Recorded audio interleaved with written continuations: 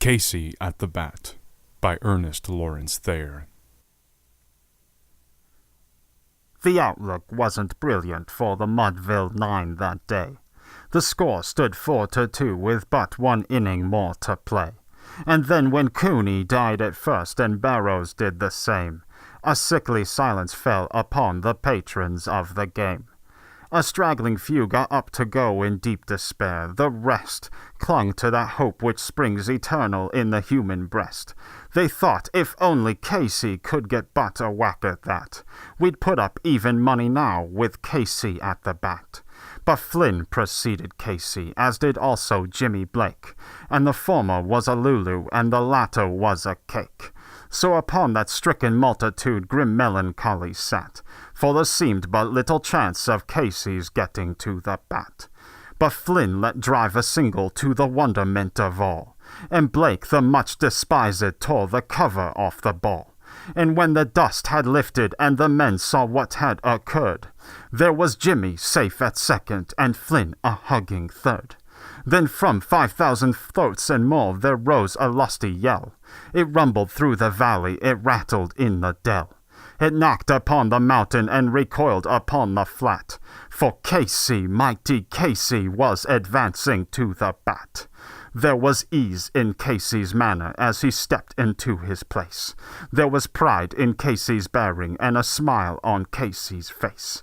And when responding to the cheers he lightly doffed his hat. No stranger in the crowd could doubt 'twas Casey at the bat. 10,000 eyes were on him as he rubbed his hands with dirt. 5,000 tongues applauded when he wiped them on his shirt. Then while the writhing pitcher ground the ball into his hip, defiance gleamed in Casey's eye, a sneer curled Casey's lip. And now the leather-covered sphere came hurtling through the air, and Casey stood a-watching it in haughty grandeur there. Close by the sturdy batsman the ball unheeded sped. "This ain't my style," said Casey. "Strike one," the umpire said. From the benches black with people there went up a muffled roar, like the beating of the storm waves on a stern and distant shore. "Kill him! Kill the umpire!" shouted someone on the stand, and it's likely they'd have killed him had not Casey raised his hand. With a smile of Christian charity great Casey's visage shone. He stilled the rising tumult, he bade the game go on. He signaled to the pitcher, and once more the spheroid flew. But Casey still ignored it, and the umpire said, "Strike two!" "Fraud!" cried the maddened thousands, and echo answered fraud. But one scornful look from Casey, and the audience was awed. They saw his face grow stern and cold, they saw his muscles strain, and they knew that Casey wouldn't let that ball go by again. The sneer is gone from Casey's lip, his teeth are clenched in hate.